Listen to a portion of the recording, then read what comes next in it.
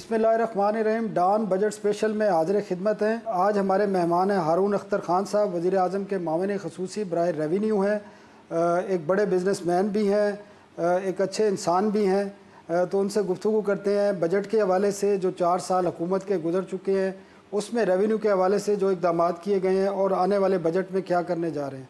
Thank you very much हारून साहब। हारून साहब, चार बजट मौजूदा हुकूमत जो है पेश कर चुकी है।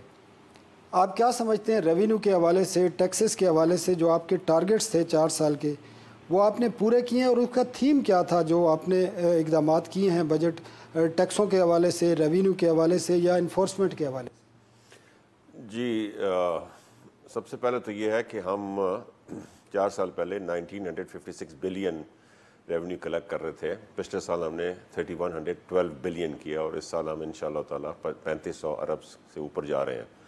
तो ये इम्प्रूवमेंट तो आपने देख ही ली है और इस इम्प्रूवमेंट से जो सूबाओं को एडिशनल रेवेन्यू किया है वो 1200 अरब से ऊपर है। तो पूरी इकोनॉमी में इस चीज़ का फ़ायदा हुआ है। आपके पहले 3 सालों में 60% से ऊपर ग्रोथ हुई है रेवेन्यू में।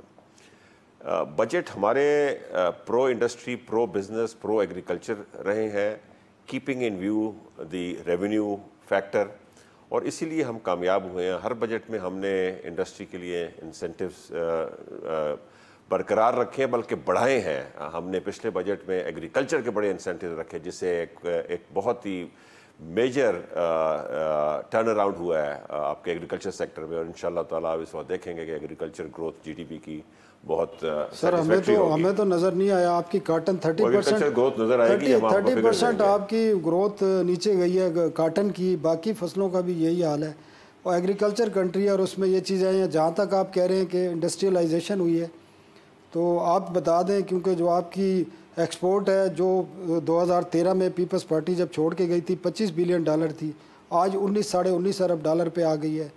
इंडस्ट्री का आपको हाल पता ही है, इंडस्ट्री बंद हुई है, कोई बांग्लादेश शिफ्ट हुई है। तो ये एक तासुर है कि जो रेवेन्यू मेयर्स हैं आपके, वो एंटी इंडस्ट्री हैं और उससे एक्सपोर्ट भी मुतासर हुई हैं। इसको कैसे देखते? जी, पहली बात तो ये है कि कॉटन क्रॉप नीचे गया है, बट इस साल पिछले साल से बेहतर आया, पहली बात। दूसरी बात यह है कि फार्मर जो है उस क्रॉप की तरफ जाता है जहाँ उसकी प्रॉफिटेबिलिटी मैक्सिमम हो, keeping in view his resources. मतलब अगर उसके पास पानी होगा तो उसकी फर्स्ट प्रायोरिटी गन्ना होगा, ठीक है। तो इसलिए फार्मर की जो अपनी वायबिलिटी होती है वो खुद जज करता है। कॉटन क्रॉप नीचे गया, मगर बाकी क्रॉप्स देखें, गन्ने का क्रॉप इस साल इतना हुआ है कि पाकिस्तान की तारीख में कभी इतना क्रॉप नहीं हुआ। 15 लाख टन चीनी ज़्यादा बनी है जो एक्सपोर्ट होगी, जिससे एक्सपोर्ट रेवेन्यू आएगा। फार्मर का पैसा बीच में है, फिक्स पैसा मिलता है, इसलिए वो ज़्यादा गन्ना लगाता है। मेज़ जो है ऑल टाइम रिकॉर्ड है, वीट जो है ऑल टाइम रिकॉर्ड है। तो ये एग्रीकल्चर ग्रोथ है। मैं वो जो बात पूछ रहा था ना कि ये तासुर है बिजनेसमैन में भी, और जो इकोनॉमिस्ट हैं वो कहते हैं जो आपके रेवेन्यू मेयर हैं, जो टैक्सेस का सिस्टम है, मैं उस पर आ रहा हूँ ना। आपने 3-4 सवाल इकट्ठे पूछे थे, तो मैंने पहले एग्रीकल्चर का जवाब दिया और उसके बाद मैं इंडस्ट्री पे आ रहा हूँ। हमारी इंडस्ट्री की 3-4 स्कीम्स हैं। एक स्कीम के मुताबिक तो आप जो पैसा इंडस्ट्री में लगाएंगे इक्विटी में, उसका सवाल नहीं पूछा जाएगा। दूसरी हमारी स्कीम है जिसके अंदर आपको 5 साल की टैक्स हॉलीडे मिलेगी, एक ग्रीन फील्ड प्रोजेक्ट की, जिसको नया प्रोजेक्ट कहते हैं, या इवन BMR के ऊपर, ठीक है जी। तीसरी चीज़ जो है हमारी इंसेंटिव है कि अगर आप 50 एम्प्लॉइज से ज़्यादा एक साल में एडिशन करेंगे तो आपको टैक्स क्रेडिट्स उसके मिलते हैं। तो ये जो टैक्स क्रेडिट्स हैं और टैक्स स्कीम्स हैं, ये हमारी 3-4 साल में बेहतर हुई हैं और इसका हमें बड़ा मेजर फ़ायदा हुआ है। अपनी लार्ज स्केल मैन्युफैक्चरिंग में आपने देखा है कि पिछले 2 महीने में 8% से ज़्यादा ग्रोथ हुई है।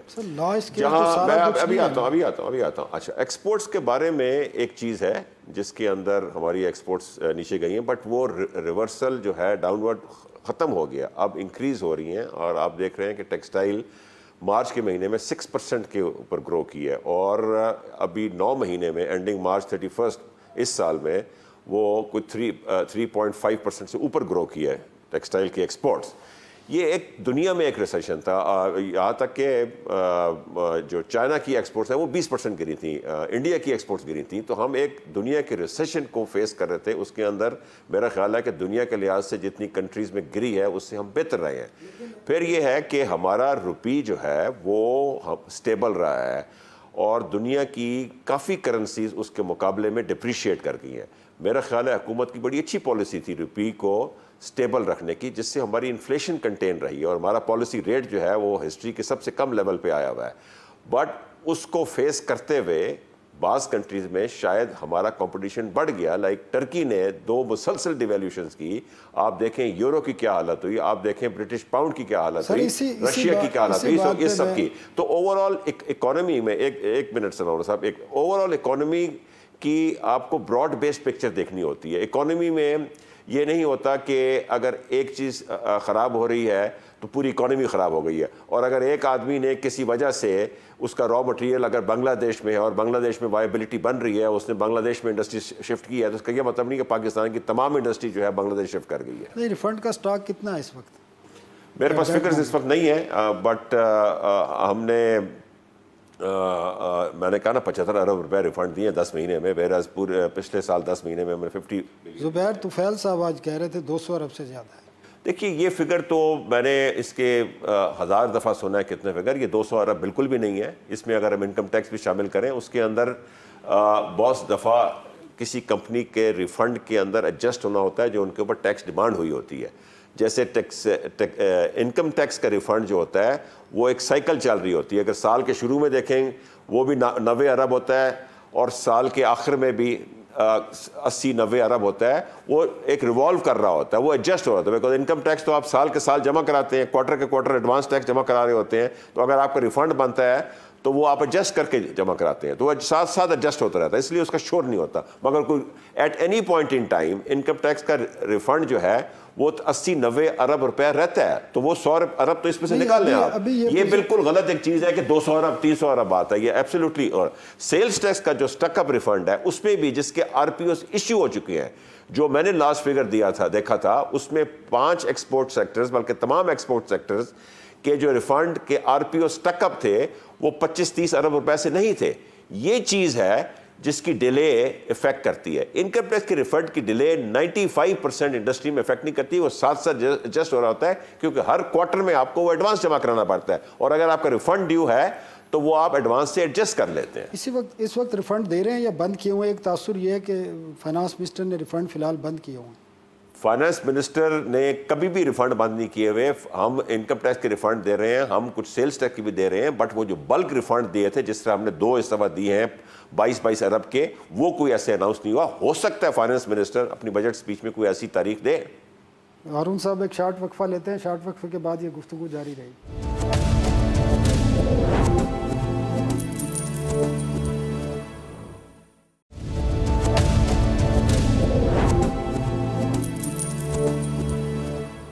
जी सर, प्लीज़ कैरी ऑन। आप गुफ्तगू कर रहे थे रिफंड के हवाले से। मैंने कहा फाइनेंस मिनिस्टर ने कभी भी रिफंड नहीं रोके। हम अपनी कैश फ्लो के हिसाब से रिफंड दे रहे होते हैं, हम इनकम टैक्स के दे रहे होते हैं और सेल्स टैक्स के हम दे रहे होते हैं। बट जब बाज़ दफ़ा जब पेस स्लो हो जाती है, फिर बैकलॉग इकट्ठा होता है, उसको दूर करने के लिए फिर फाइनेंस मिनिस्टर एक तारीख अनाउंस करते हैं और फिर किया। जैसे मैंने कहा पिछले 6 महीनों में 22 अरब के 2 रिफंड दिए हैं। हारून साहब, एक जो था 3 साल तो IMF का प्रोग्राम भी था, कुछ उधर से भी, और हैवी टैक्सेशन भी हुई कि तकरीबन 4 साल के दौरान 1200 अरब रुपए के नए टैक्सेशन हुई।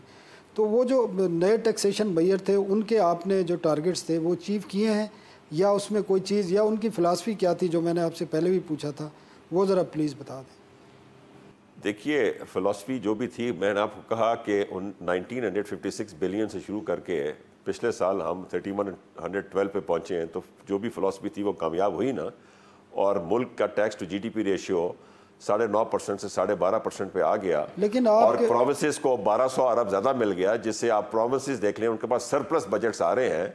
तो ये फिलॉसफी कामयाब हुई है ना। और इकोनॉमी जो है उसका फिस्कल डेफिसिट 8.8% से 4.5% पे पहुंच गया, और आपका जो रेट है इंटरेस्ट रेट वो पहुंच गया जो है 12% से 5.6% पे, और इन्फ्लेशन पहुंच गई 3% से भी नीचे है। तो मेरा ख्याल है कि कमाल की फिलॉसफी थी और कमाल का प्रोग्राम था जो फाइनेंस मिनिस्टर साहब ने पाकिस्तान की तारीख में पहली दफा मुकम्मल किया, और उसके बाद कमाल की रेटिंग्स हमें मिली हैं पूरी दुनिया की एजेंसी से। तो मेरा तो ख्याल है कि फिलॉसफी इसको ना कहें, मेरा तो ख्याल है कि एक पॉलिसी कहें प्राइम मिनिस्टर की, इसाक डार साहब की, जो कामयाब हुई है। नहीं, उसमें मैं जो आपकी बात से तो इत्तेफाक कर रहा हूँ, लेकिन आप अगर उसको देखें जो उसके जो नेगेटिव इम्पैक्ट आए हैं, आपने उन्हीं जो आपके थे 10 लाख टैक्स पेयर, उन्हीं से ये चीज़ रिकवर की है। आप जो फाइनेंस मिनिस्टर की अगर पहली और दूसरी स्पीच देखें तो उन्होंने कहा कि हमने 2 साल के अंदर 15 लाख अपने जो फाइलर हैं वहाँ तक जाएंगे, लेकिन आज 4 साल के बाद भी आप 11 लाख पे खड़े हैं, और वही लोग हैं। 1 लाख आपका मेरा ख्याल 7 लाख स्टार्ट किया था 13 को। नहीं सर, 1 मिलियन थे सर, 7 लाख 1 मिलियन थे। आपको फिगर देखें ना, आप चैलेंज कर लें, नहीं, टारगेट तो 15 लाख था ना। मैं आपको बता रहा हूँ ना, फिगर्स देख लें ना। 7 लाख या 7,10,000 पे स्टार्ट किया था। पिछले साल का जो active tax payer list close हुई है 1 मार्च ऑफ दिस ईयर, उस पे हम 12.5 लाख तक पहुंच गए हैं। और अब जो एक्टिव टैक्स पेयर लिस्ट इस साल की शुरू हुई है उसमें हम ऑलरेडी 11.5 लाख हैं। तो पिछले साल से हम ऑलरेडी कोई 2.5 लाख ज्यादा हैं अभी, ठीक है, जो पिछले साल इस वक्त था। सो अगले साल हम एक्सपेक्ट कर रहे हैं कि हम 14 लाख तक पहुंच जाएंगे। और फिर हमने इसके साथ OECD की मल्टीलैटरल कन्वेंशन जो है वो साइन की है, जिसका मतलब है कि बाहर सितंबर 2018 से आपकी ऑटोमेटिक रिपोर्टिंग हो जाएगी for Pakistani residents and Pakistani citizens. तो बहुत कुछ कर रही है, इससे ज़्यादा एक गवर्नमेंट क्या कर सकती है। और फिर नॉन फाइलर्स को नेट पे लाने के लिए एक बहुत बड़ी ट्रेडर स्कीम की हमने 6 महीने मैं कंप्लीट कर लूँ। और फिर हमने जहाँ बहुत ज़्यादा ब्लैक मनी जा रही थी रियल एस्टेट में, उसको डॉक्यूमेंट करने की कोशिश की और उसको हम फेयर मार्केट के करीब लाने की कोशिश की। उसमें 3-4 साल लगेंगे, बट पहला स्टेप ले लिया है। और ये गवर्नमेंट खड़ी रही 2-3 महीने, हालांकि बहुत ज़्यादा प्रेशर था। तो इतने ज़्यादा एफर्ट जो है डॉक्यूमेंटेशन की कोई हुकूमत नहीं कर सकी जितने हमने किए हैं। अच्छा, आप इसका क्रेडिट ले रहे हैं कि पॉलिसी की वजह से ये सारा रेवेन्यू आपका 1900 से बढ़ के और 3500 और 3600 तक आया है। आप इसमें जो इकनॉमिक एक्टिविटी से जो जनरेट हुआ है रेवेन्यू, उसकी परसेंटेज कितनी है? क्योंकि नज़र जो आ रहा है, जो लोग भी बात करते हैं कि मोस्टली जो है इनडायरेक्ट आया है। जिस तरह आपने यूटिलिटीज़ को टारगेट किया है बहुत ज़्यादा, आपने ऑयल प्राइसेस को टारगेट किया है, इसी तरह आपने बाकी कंजम्पशन टैक्स पे ज़्यादा तवज्जो दी है। तो ये इसकी परसेंटेज ज़्यादा है कि दूसरे के देखा जाए? ये अच्छा सवाल है, बट पहली बात तो ये है कि इनडायरेक्ट टैक्स जिसको आप सेल्स टैक्स कहते हैं दुनिया में, उसको वैल्यू एडेड टैक्स कहा जाता है, और ये दुनिया की हर इकॉनमी में है। अब तो ये दुनिया में 160 कंट्रीज़ में लगता है। सो उसमें हमारा रेट जब से हम आए 1% हमने बढ़ाया है, और वो भी अब हमारा तकरीबन इकॉनमी का 45% हिस्सा बन गया हमारा टैक्स कलेक्शन का। और वो भी रेट ज़्यादा होने की वजह से ज़्यादा नहीं हुआ, वो इकोनॉमिक एक्टिविटी से ज़्यादा बन रहा है, कंजम्पशन ज़्यादा। अच्छा, दूसरी चीज़ ये है कि पेट्रोल की कीमतें कंज्यूमर को पास ना करने से हमारी पेट्रोल की जो कंजम्पशन है इस साल वो 15-16% तक बढ़ी है। उसके अलावा आपकी जो विद होल्डिंग टैक्स को इनडायरेक्ट टैक्स कहते हैं, ये एक किस्म का एडवांस टैक्स होता है, ये फुल एंड फाइनल नहीं होता। ये इनडायरेक्ट टैक्स बनता है नॉन फाइलर के लिए, बिकॉज वो एडजस्ट नहीं कर सकता। With holding tax is an income tax. अगर मैं और आप फाइलर हैं और मेरा टैक्स कटता है, तो at the end of the year जब मैं पूरा अपना रिटर्न भरता हूं, तो उसमें मैं कहता हूं कि मेरा इतना टैक्स विदहोल्ड हो चुका है, तो मुझे उसका क्रेडिट मिल जाता है। अगर मैं फाइलर और आप फाइलर नहीं है तो मैं फिर उसका क्रेडिट नहीं ले सकता। ये उनकी चॉइस है। आप तो चाहते हो फाइलर बने और क्रेडिट ले। हारून साहब, इससे बाज़ मसले भी आए हैं। वो जो आपने कैश विड्रॉल पे विदहोल्डिंग लगाया है, उससे बैंक डिपॉजिट कम हुए बहुत ज़्यादा, प्लस लोकल हुंडी का बिज़नेस शुरू हो गया है। और उसमें बाज़ लोग ऐसे भी हैं, स्टूडेंट्स हैं, बाज़ बेवाएँ हैं, मतलब जिन्होंने फ़ीस जमा करानी है, फ़ीस होती है ज़्यादा, तो वो उनको भी वो पड़ता है बाद में। और वो फाइलर भी नहीं है, इनकम कोई उनकी है नहीं, कहीं से उनको आ जाते हैं, किसी से देने हैं। तो ये एक पूरा एक सिस्टम है जिससे डिस्टर्ब ज़रूर हुआ है। डिपॉजिट कम हुए हैं, आपके ख्याल में बता दें कितने कम हुए हैं? और इससे जो लोकल हुंडी का बिज़नेस शुरू हो गया है, किसी ने लाहौर जाना है यहाँ से, तो वो लोकल हुंडी के ज़रिए पैसे भेज रहे हैं। इस पे क्या कहते हैं? पहली बात तो ये है कि पाकिस्तान में डिपॉजिट्स जो हैं वो ऑल टाइम हाई हैं। मैं आज की स्टेट बैंक का फिगर लेके आया हूँ, अभी आपसे पहले मीटिंग करके आया हूँ। दूसरी चीज़ ये है कि जो ट्रांजैक्शन की एक्टिविटी थी उसकी वॉल्यूम वो पाकिस्तान में ऑल टाइम ज़्यादा है इस साल। तीसरी चीज़ ये है कि ये टैक्स लगा था नॉन फाइलर में, तो आप बहुत ज़्यादा सिंपैथी रख रहे हैं। एक तरफ आप कह रहे हैं कि फाइलर से हमने टैक्स ज़्यादा किया। ये एक सेकंड आप अभी कह रहे हैं कि नॉन फाइलर पे क्यों लगाया? हम तो कहते हैं वो फाइलर बन जाएंगे, नॉन फाइलर के ऊपर टैक्स खत्म हो जाएगा। वो तो नहीं, वो नहीं है। नॉन कैश बैंकिंग ट्रांजेक्शन का सिर्फ नॉन फाइलर पे लगा है, पहली बात। दूसरी बात, बेवाओं की बात की है, गरीब की, वो बिल्कुल हमारे ज़हन में था, इसीलिए 50,000 की लिमिट रखी है। 50,000 से ऊपर लगता है, तो अगर आप 50,000 कैश डेली निकालते हैं, 1 करोड़ 82 लाख रुपया, जो 1 करोड़ 82 लाख रुपया कैश एक साल में निकालता है, तो वो गरीब आदमी नहीं है, ठीक है। कभी कभी ज़रूरत होता है निकालते। अच्छा, सेकंड ये बताएं, एक ये भी तासुर आ रहा है कि इस साल के दौरान कि जो आपका 3620 अरब का जो टारगेट है FBR का, वो होता नज़र नहीं आ रहा। और अगर आपके फिगर देखें तो 500 साढ़े 500 अरब रुपए आपको हर महीने रिकवर करने हैं, तो है पॉसिबिलिटी या शॉर्टफॉल कितना आ सकता है? सनाउल्लाह साहब, ये बहुत ही अच्छा सवाल आपने किया है और मुझे इस चीज़ का बड़ा एहसास है। वो बात ठीक है कि फाइनेंस मिनिस्टर की, प्राइम मिनिस्टर की हमेशा ये ख्वाहिश होती है कि एक बड़ा टारगेट रखें, और मैंने ये उनकी चैलेंज एक्सेप्ट की थी।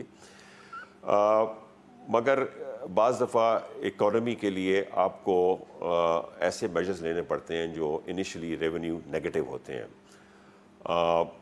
जैसे कि हमने टारगेट सेट करने के बाद एक मेजर लिया कि फर्टिलाइज़र पे 17% से टैक्स, सेल्स टैक्स गिर के 5% हो जाएगा। जैसे कि हमने एक मेजर लिया कि पेस्टिसाइड्स के ऊपर फार्मर को इंकरेज करने के लिए, एग्रीकल्चर को इंकरेज करने के लिए हमने सेल्स टैक्स पेस्टिसाइड पे 7% से 0% कर दिया। जैसे कि हमने मेजर लिया जनवरी से इस साल के कॉटन की इंपोर्ट पे, क्योंकि कॉटन क्रॉप यहाँ अच्छा नहीं हुआ था, कॉटन की इंपोर्ट पे कस्टम ड्यूटी भी 0 की और सेल्स टैक्स भी 0 की। जैसा कि हमने फैसला किया कि सेल्स टैक्स टेक्सटाइल मशीनरी पे 0 करें। जैसा कि हमने फैसला किया बात आपकी पूरा हो सकूँ, जैसा कि हमने फैसला किया कि 0 रेटिंग सेक्टर पे जो है वो हम 0 कर देंगे तमाम एक्सपोर्ट सेक्टर्स को, 5 एक्सपोर्ट सेक्टर्स को। जैसा कि हमने फैसला किया, नहीं सर, टैक्स लगे, फाइनल आ गया, फाइनल पॉइंट आ गया, आप बी पेशेंट। जैसा कि हमने फैसला किया कि हम इस साल के पहले 7 महीने में पेट्रोल की प्राइसेस जो बढ़ रही थी वो हम कंज्यूमर तक पास नहीं करेंगे, और अभी भी पिछले 2 महीने में आधी पास की हैं। इसका जो net impact to the rupee जो है वो 158 बिलियन 10 महीने में आया है। तो अगले 2 महीने में अगर इसी हिसाब से लगाएंगे तो ये 190 बिलियन से ऊपर होगा, ठीक है। अभी की जो मैंने, because I have to see the performance of this department, तो जब इस पॉलिसी मेजर्स का इस डिपार्टमेंट की परफॉर्मेंस से कोई ताल्लुक नहीं है, मेरे टारगेट में ये शामिल थे।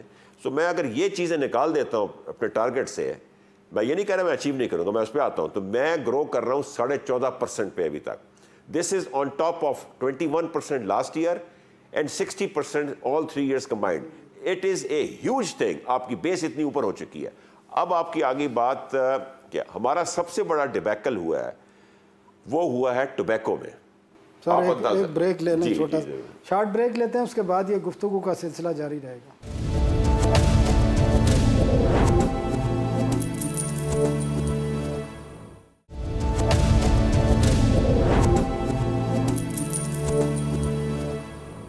जी हारून साहब प्लीज। हमारा सबसे बड़ा डिबैकल हुआ टोबैको में। टोबैको में हम टैक्स इतना बढ़ाते गए, वैसे भी वर्ल्ड हेल्थ ऑर्गेनाइजेशन का प्रेशर होता है कि इतना बढ़ा दें कि लोग इसको कंज्यूम करना ख़त्म कर दें, बंद कर दें, बट हमारे लोग बंद नहीं करते। टैक्स बढ़ता गया तो इलीगल ट्रेड भी बढ़ती गई।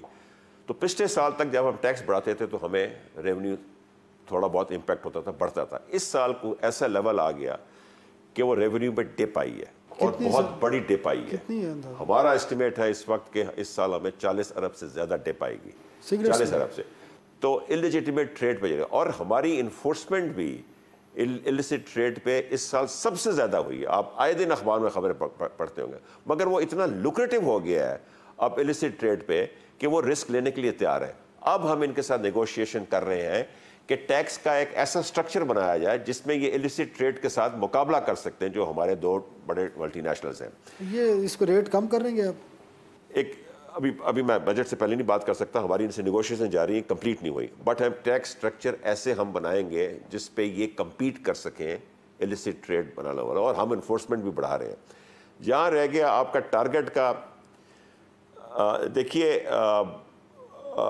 फाइनेंस मिनिस्टर ने अपनी किसी स्पीच पे रिसेंटली कहा है कि 3521 अरब रुपया का टारगेट है, और मेरा ख्याल है कि वो इससे नीचे नहीं आएंगे। 100 बिलियन शॉर्टफॉल होगा। शॉर्टफॉल तो नहीं, revision because of policy measures. तो अब हमारी पूरी सरतोड़ कोशिश है कि हम ये टारगेट अचीव कर सकें। हारून साहब, अब ये आखिरी साल है और इलेक्शन ईयर भी है, 5वां बजट भी है, तो अभी आपका क्या थीम क्या है? क्योंकि आप स्टेबलाइजेशन की जो एक पॉलिसी 4 साल से चल रही थी वही बरकरार रहेगी, और जिस तरह आपने एग्जम्पशन ख़त्म की 3 सालों में पिछले, इस साल भी यही सिलसिला जारी रहेगा, और जो नए सेक्टर टैक्स नेट में लाने थे आपने वो भी लाते रहेंगे, या इलेक्शन ईयर की वजह से कोई पॉलिटिकल डिसीजन होंगे और रिलीफ देने का एक जो पॉलिसी है वो आएगी? अच्छा सवाल है।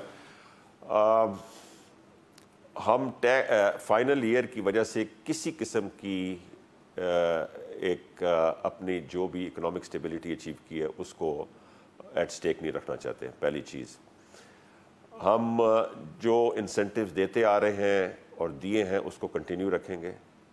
जिन सेक्टर्स को हमने पिछले साल फिक्स रिजीम में लेके आए थे और उन्होंने परफॉर्म नहीं किया, उसको रिव्यू करेंगे, मिनिमम इंटरवेंशन करेंगे, और ताकि हम जो बिज़नेस की एक्टिविटी बढ़ रही है और जो जीडीपी ग्रोथ हो रही है, इकोनॉमिक एक्टिविटी बढ़ रही है, उसको हम किसी तरह से उस पे कोई प्रॉब्लम आने नहीं देना चाहते। और इंसेंटिव्स और एग्रीकल्चर के और इंडस्ट्री के बरकरार रहेंगे और कुछ शायद इम्प्रूव हों, और ओवरऑल कोई नया टैक्स नहीं लगेगा।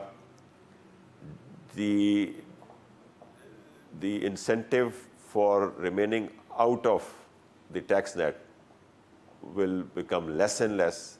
That means कि हम non-filer rates को most probably अभी फैसले नहीं हुए, हम बढ़ा सकते हैं। एग्जाम्पशन का क्या, जो कुछ एग्जाम्पशन रह गए हैं, जो एसआरओस थे वो पहले 2 सालों में मेन थे जो हमने निकाले थे।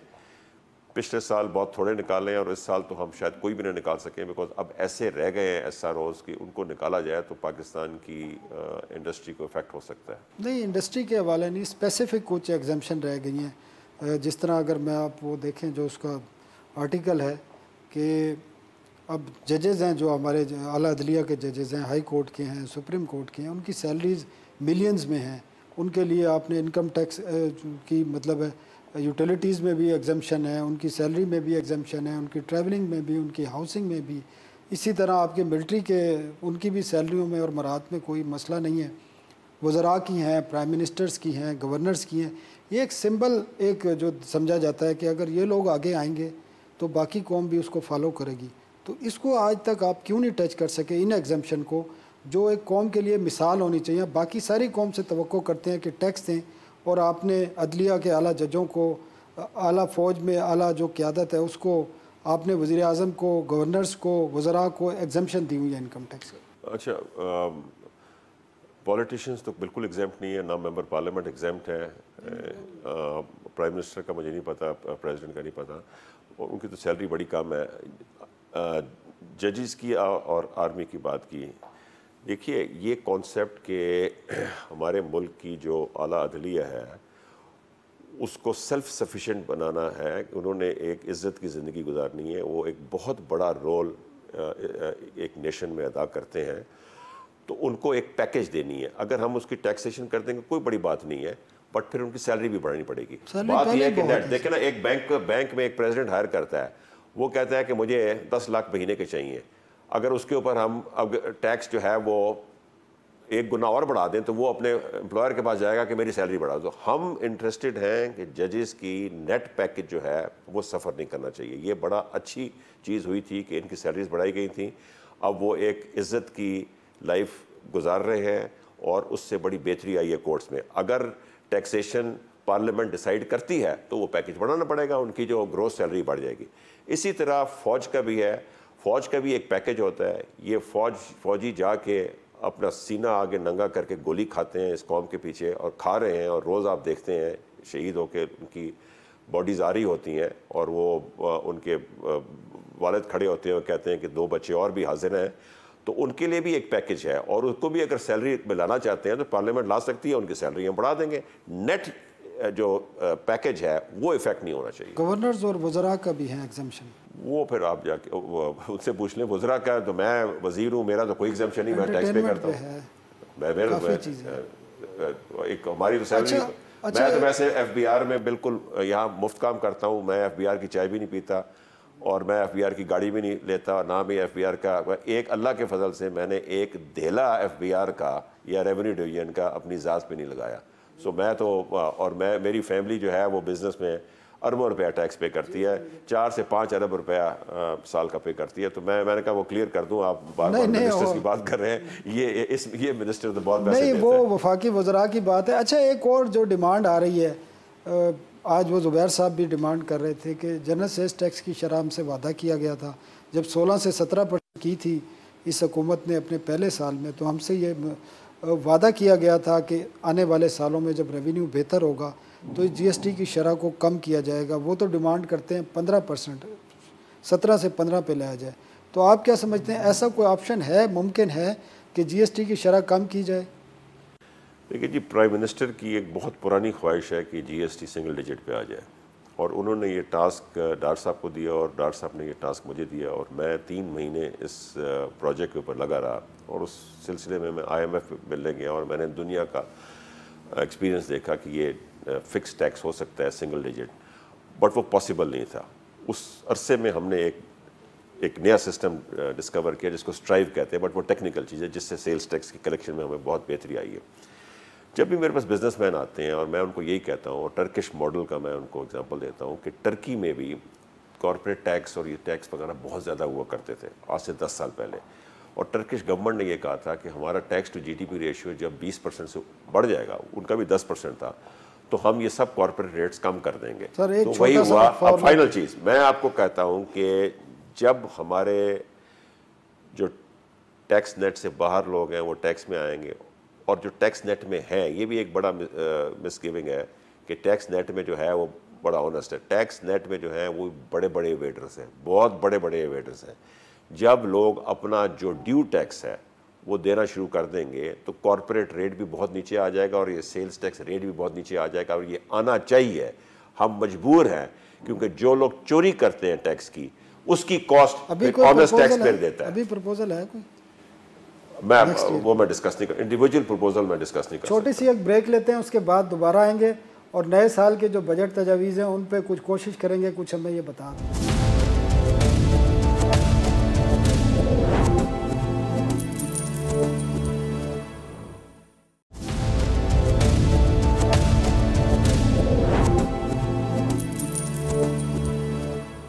जी वेलकम बैक। जी हारून अख्तर साहब, कुछ नए साल के बजट के हवाले से आपकी टैक्सेशन के कुछ तो चीज़ें आपने हमने जो आपकी थीम है, जो आपने पॉलिसी लेकर चलनी है, वो हमें ब्रीफ कर दिया। जो एक तासुर है FBR के हवाले से, इन्फोर्समेंट के हवाले से भी इशूज़ हैं कि लोगों में एक हैरेसमेंट है, लोगों में एक खौफ है, और आज भी वो पाया जाता है, और ट्रेडर्स भी और बाकी लोग भी एक खौफज़दा हैं FBR के पास जाने के लिए। नोटिस आ जाए तो परेशानी हो जाती है। और जो आपने कुछ नोटिस भी दिए थे 2 साल पहले, बहुत ज़्यादा नोटिस इशू हुए थे, वो भी फील्ड फार्मेशन को भेज दिए गए जो जहाँ पर स्टक हो गए हैं। तो इसके हवाले से क्या इकदाम आपने रिफॉर्म्स कोई किए हैं ऐसे कि FBR में से लोगों का खौफ ख़त्म हो, करप्शन ख़त्म हो, जो शिकायतें भी हैं?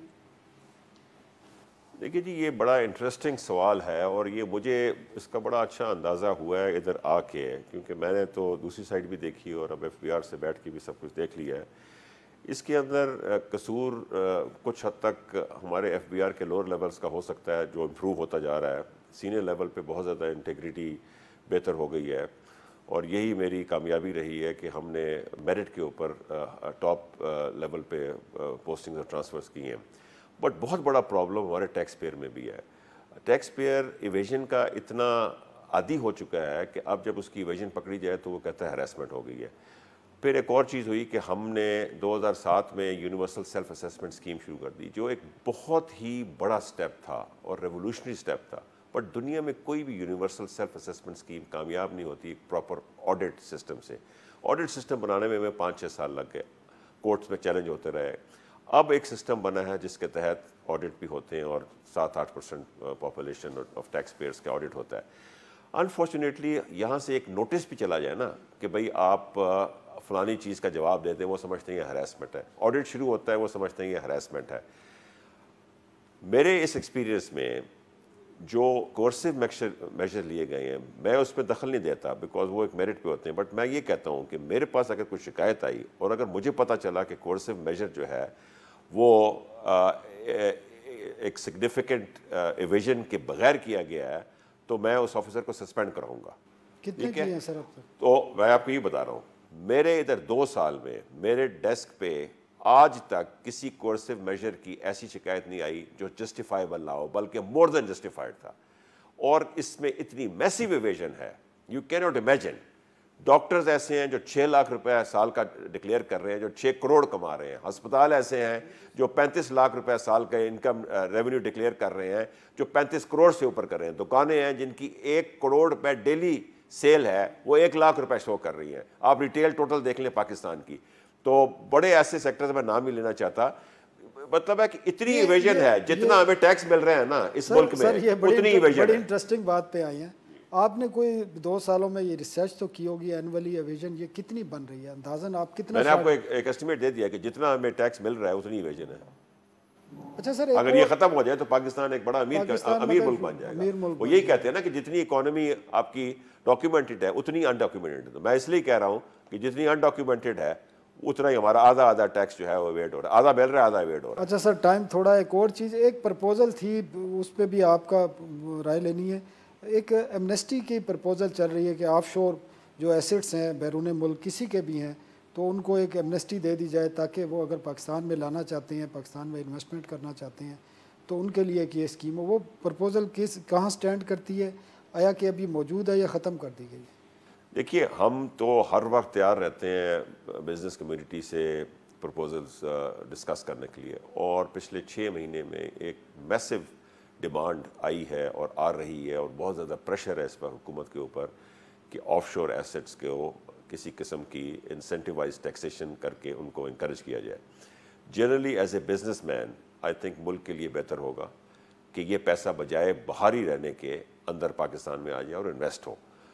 इसके ऊपर अभी कोई ऐसी पेशरफ नहीं हुई जिसके बारे में मैं आपको बता सकूं, बट फ्यूचर में होने की चांस जरूर मुझे होती, अभी हो या बाद में हो या कोई अगली गवर्नमेंट करके आए।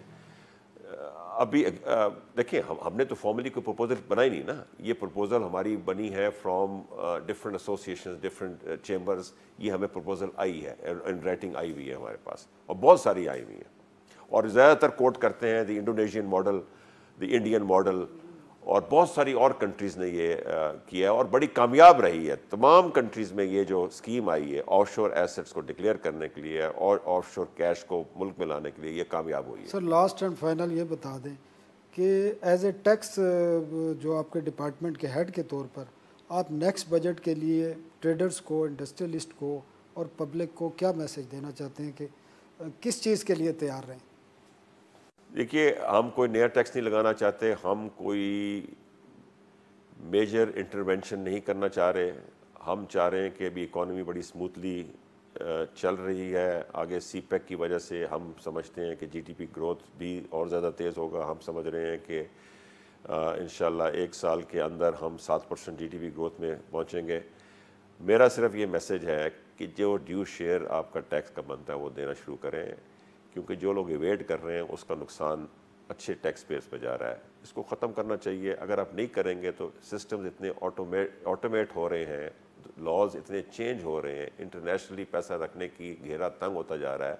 सूनर और लेटर टैक्स जो डिपार्टमेंट है वो आप तक पहुंच जाएगी। थैंक यू वेरी मच हारून साहब। Thank you.